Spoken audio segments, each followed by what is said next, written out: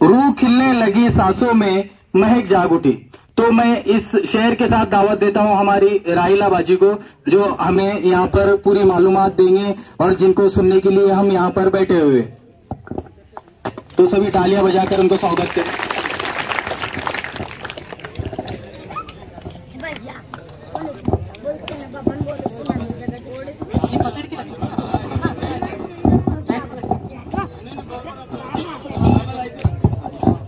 अस्सलाम वालेकुम मेरी मोहतरम बुजुर्गों, मेरी माओ, बहनों, साथियों और प्यारे बच्चों, मैं आपको बता नहीं सकती कि मैं आप सब लोग को यहाँ देखकर कितना खुश महसूस कर रही हूँ। आप लोगों ने अपना इतना कीमती टाइम हमें दिया और इतनी तादाद में मुझे सुनने आए, इसके लिए मैं आपका दिल से, दिल की गहराइयों से शुक्रगुजार हूँ, इस्तकबाल करती हूँ, स्वागत करती हूँ। हम एक गौर फिक्र लेके चले हैं कि जो हमारी मीर कौम है, जो हमारा इतिहास रहा है और जो आज का मेव है, क्या उसमें फर्क आ गया?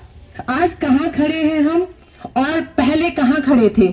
इस गौर फिक्र को लेकर मैं आप सबके सामने आई हूँ।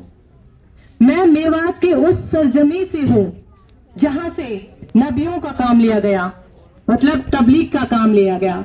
मैं उस मेर कौम की बेटी हूँ जिसे गांधी जी ने रीढ़ की हड्डी कहा था।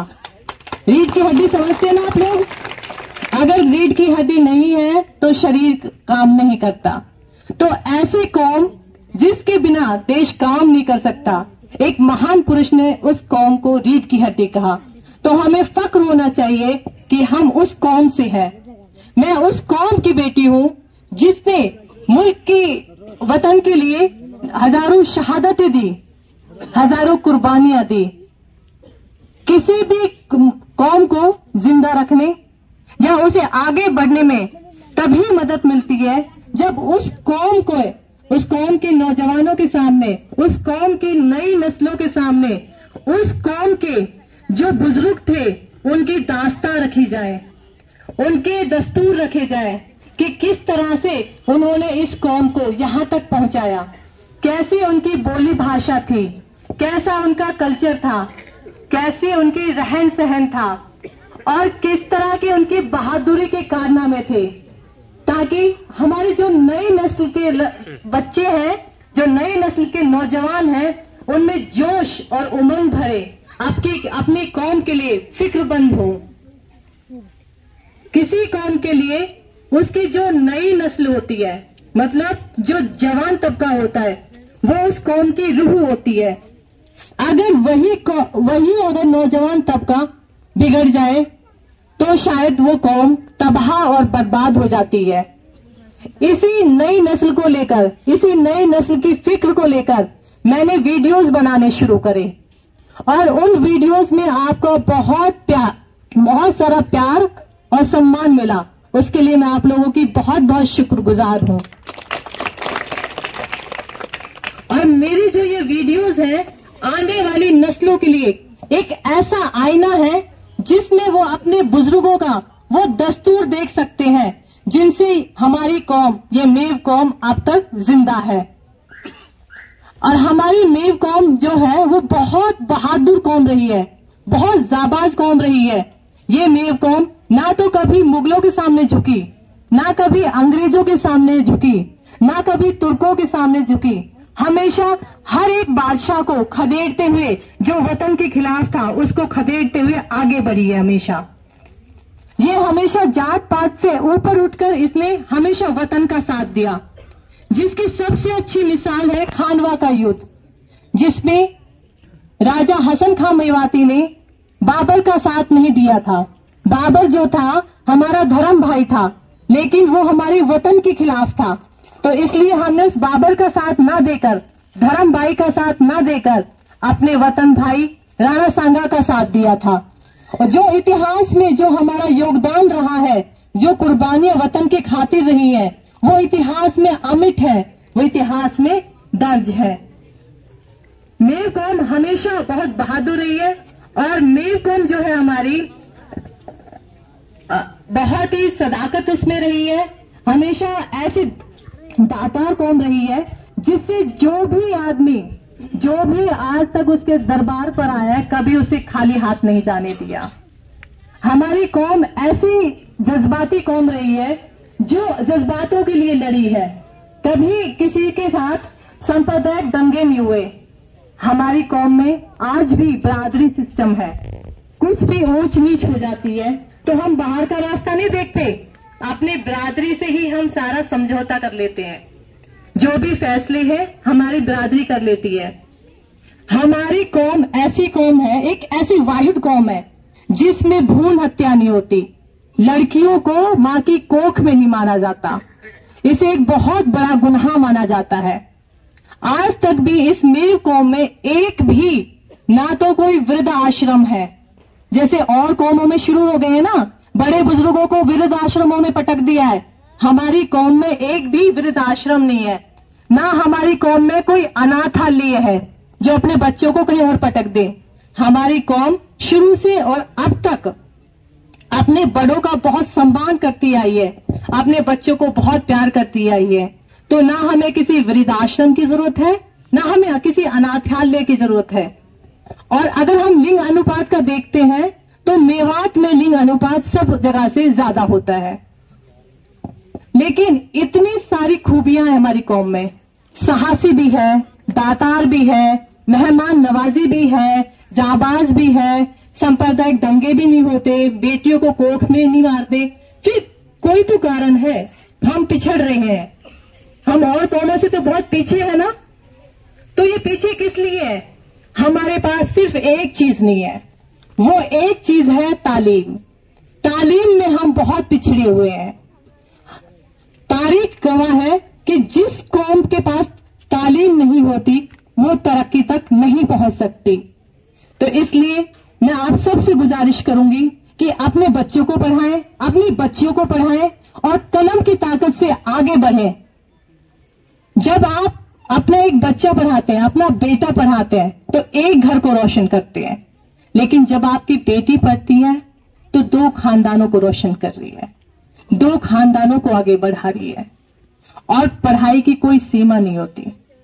मैंने इंजीनियरिंग करी शादी तक, और शादी के बाद मैंने एमटेक करी, और आज भी मैं पढ़ रही हूं, सीख रही हूं, पीएचडी कर रही हूं। तो जितना हम आगे पढ़ेंगे उतना आगे बढ़ेंगे।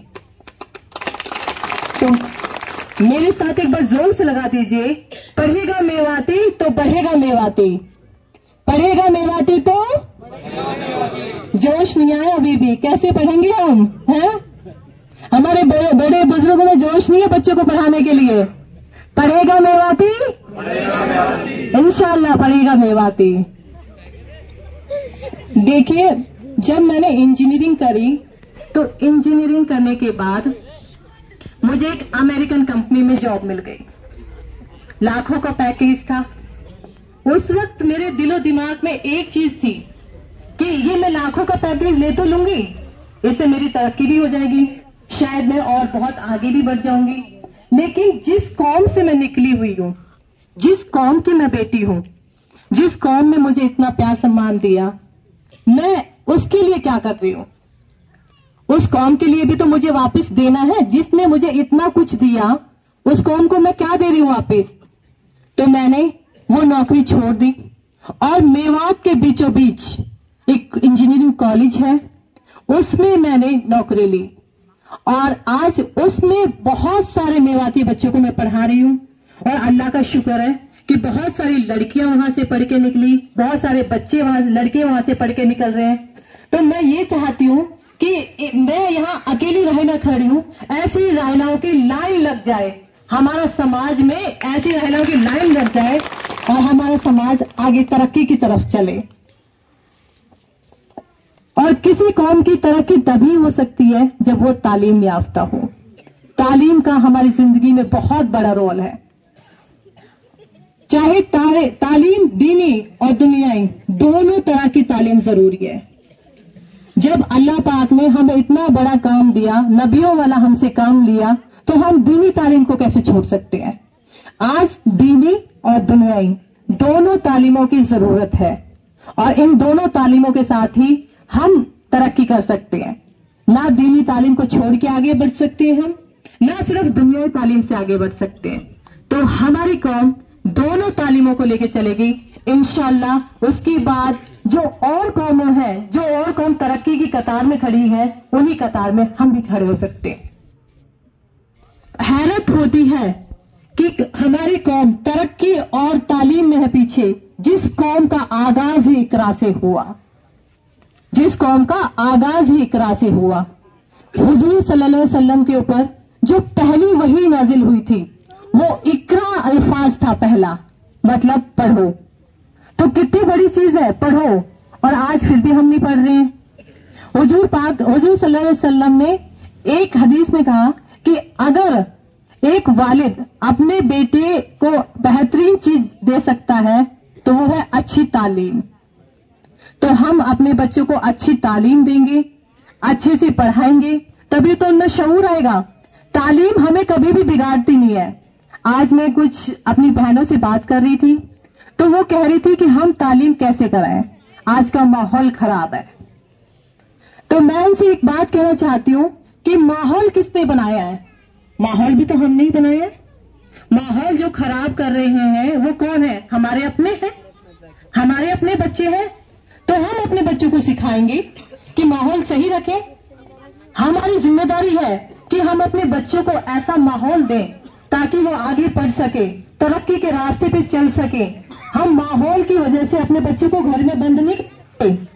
अगर घर में बंद करेंगे तो माहौल तब भी ठीक नहीं होगा। अगर तालीम आएगी बच्चों में तो माहौल भी ठीक रहेगा। हमें चाहिए कि हम अपनी बेटियों को कहें कि अदब से चलें। हमें चाहिए कि हम अपनी बेटियों को कहें अदब से चलें, लेकिन इसके साथ अपने बेटों को भी सिखाएं कि नजर नीची करके चलें। ये नहीं कि सिर्फ बेटियों को कह दिया, हमारे बेटों को भी नजर नीची करके चलनी पड़ेगी। क्योंकि जब बहन को कोई कुछ होता है ना तो भाई को बड़ा दुख होता है। तो बहन, वो भी जिसके साथ अगर कुछ गलत हो रहा है तो वो भी किसी की बहन है ना। और मैं अपना जैसे बता रही हूं तो मैं बहुत खुशकिस्मत हूं कि मैं इतनी आगे तक पहुंची। और अगर इस चीज में मेरे माँ बाप साथ नहीं देते, मुझे उस तरह का माहौल नहीं देते, तो शायद मैं आपके बीच में आज यहां नहीं खड़ी होती। तो दो शख्स मेरी जिंदगी में बहुत अहम रोल अदा करते हैं। एक मेरे वालिद साहब जिन्होंने मुझे उड़ने के लिए पंख दिए, और दूसरे मेरे शौहर जिन्होंने उन पंखों को परवाज दिया। उन्होंने मुझे कभी उड़ने से रोका नहीं, हर पल हर जगह मेरा साथ दिया। इसके लिए उनका मैं शुक्रगुजार जितनी हूं शायद आपको वो चीज बता भी नहीं सकती। तो अगर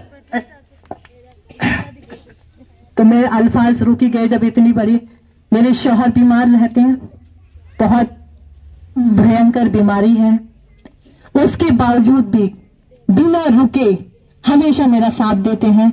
नहीं, जो गौर और फिक्र तुम लेकर चल रही हो, मैं तुम्हारे साथ हूं, मैं तुम्हारा साथ दूंगा, और इंशाअल्लाह हम कामयाब भी होंगे। जब हमारी फिक्र सही है, जायज है, तो हम कामयाब भी होंगे। मैं चाहती हूं कि जिस मुकाम पे मैं पहुंची हूं, मेरे बहुत सारे बच्चे उस मुकाम पे पहुंचे, और इस सफलता की एक चेन बन जाए ताकि हमें कोई रोकने वाला ना हो। मुगलों के टाइम पे, अंग्रेजों के टाइम पे हमें कोई रोकने वाला नहीं था, क्योंकि हमारे पास बहुत साहस थे, बहुत हम अच्छे तीरंदाज थे, लठैत थे। तो जैसे उस वक्त थे, तो आज मैं चाहती हूं वैसे हमारे पास कलम की ऐसी ताकत आ जाए कि दुनिया हमारे सामने झुक जाए जैसे पहले झुकते थे। हमें रुकना नहीं है, हमें आगे बढ़ना है। तो इतनी बहादुर कौम हमारी रही है, उस कौम की बहादुरी के लिए हमें फिक्र करनी पड़ेगी। और इतनी बहादुर कौम के लिए एक नारा तो बनता है, जय मेर जय मेवाती, जय मेर जय मेर। अभी इतनी आवाज नहीं आई जितने हमारे बुजुर्गों ने कुर्बानियां दी हैं।